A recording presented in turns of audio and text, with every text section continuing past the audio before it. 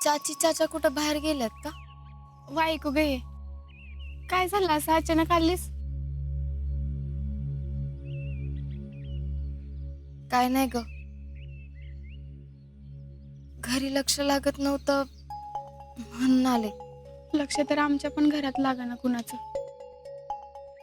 तेरे को तो अब्बू का पता है ना, गांव में हर 15 अगस्त और 26 जनवरी से पहले ही तैयारी शुरू हो जाती। रात भर हम जलेबी बनाने का काम करते। गांव में कोई लड़का आर्मी में भर्ती हो जाता है तो हर घर में जाके मिठाई बांटते। लेकिन जब से एक का सुना है ना, तब से बर्फ के माफिक कोठून गेले ते।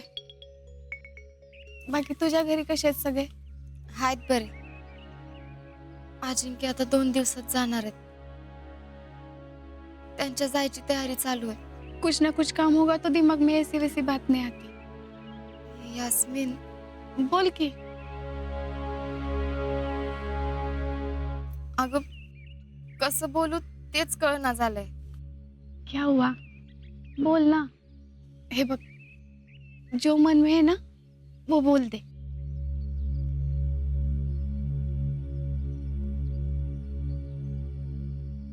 आता अजिंक्य जाणार आहेत ना, तर मला कसं तरीच होतंय बघ. अगं लई सवय लागली ग मला त्यांची. तुला माहितीये, रोज सकाळी उठून नेमानं माझ्यासाठी चहा करतात आणि मगच प्रॅक्टिसला जातात. तो तो बहुत लकी है रे. अगं कुठल्या कामात मला काय अडचण आली ना, तर मदत करतात. कधी काय चुकलं तर समजून घेतात.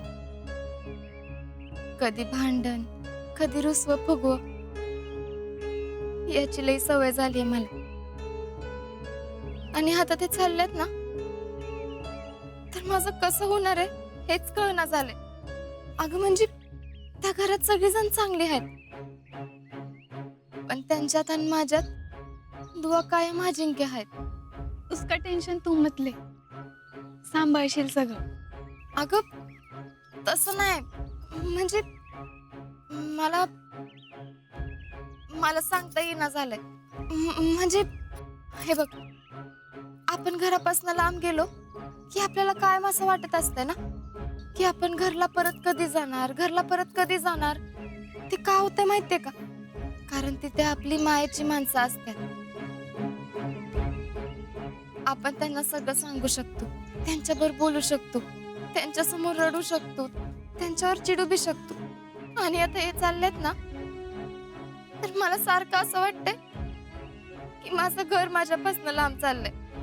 आपली माणसं लांब जाणार असतील तर त्रास तर होणारच ना ग. शीतले, तूने बोला है अजिंक्य को? अगं कसं सांगू, ते दाखवत नाहीत. पण इक्याचं जाणं लई म्हणायला लागलंय त्यांच्या. आणि अशात जर मी सांगितलं ना, तर थांबतील ते. मी खचून गेले तर जाणारच नाहीत. एक बात पूछू? हं? तुला काय म्हणायचं नाही हे कळलंय मला शीतले. तू माझ्याशिवाय नाही ना राहू शकत. तुझ्यासाठी हे सगळं अवघड जाणार आहे. सही बोली ना? क्या वाकई आजा का जाना इतना जरूरी है?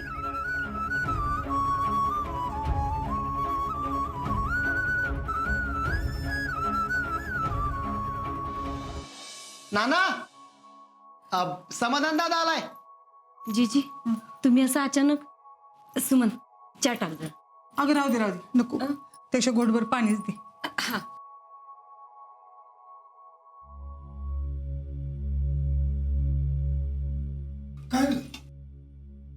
काय नाही, कामच जरा अर्जंट होतं म्हणून यावं लागलं. काय झालं? घरी सगळं ठीक आहे ना? नाही तसं काय नाही नाना, घरी समजा ठीक आहे. फक्त जरा जीजीला बोलायचं होतं तुमच्याशी.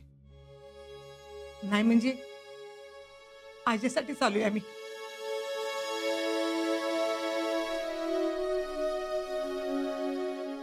अजिंक्यचं काय?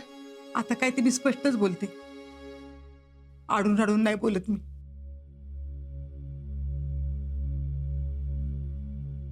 मला काय वाटतंय, आजान तिकडे जाऊ नये.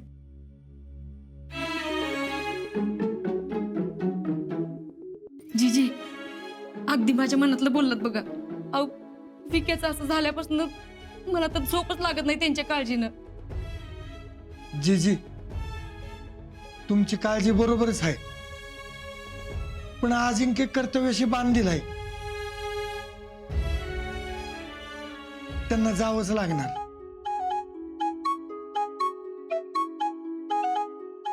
तेच समजून सांगतोय मी तिला, तर ऐकणच झाली माझं. नाना तुम्हीच सांगा तिला समजून. जीजे अगं मान्य आहे तुझा आजावर लय जीव आहे. मग तुझा नाही का जीव त्याच्यावर? अगं तसं नाही ग जीजे, पण आजा लहान असल्यापासून त्याने एकच सपान बघितलंय, आर्मीत जायचं. आणि आता तू ट्रेनिंग पूर्ण करून आलाय, त्याला जाऊ नको कसं म्हणायचं? वय बरोबरच आहे. अहो तुम्हाला कळत कसं नाही? त्यांनाही कळत नाही म्हणून आपण त्यांना समजावून सांगायचं का आपणच त्यांना दुजोरा द्यायचा? होय बाई, आता त्या विक्रमच बघा की,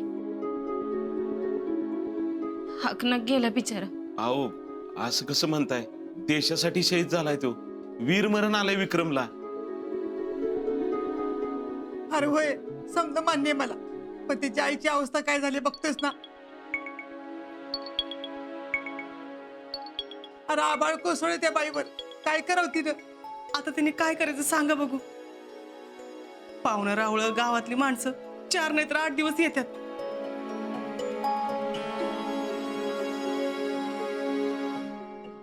पण नंतर अख्खी जिंदगानी त्या बाईला एकटीलाच काढायचे. तीच म्हणते मी, जीवावर बेतल असं कशाला काय करायचं? ते तिकडे परत गेले नाही तर बरंच होईल बाई. आर्मी म्हणजे अजिंक्यांचा जीव आहे. आणि आपल्या पोरीचं काय? उद्या माझ्या पोरीचं भुंड कपाळ बघायची ताकद माझ्यात तरी काय नाही बाई.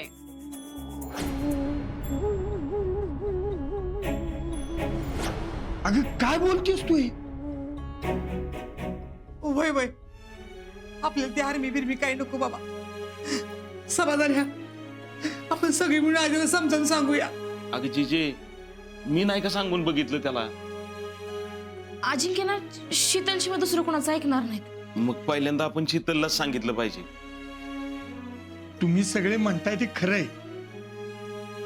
पण तिला काय वाटतंय हे कुणी विचारलंय का?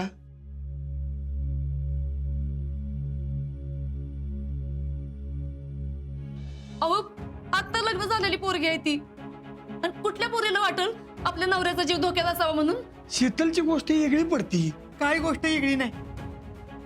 अहो त्या आजाला पाठिंबा द्यायचा म्हणून तसं बोलत असत. शेवटी तिचं पण बाईचं काळीच आहे, तिला पण मनात वाटत असेलच की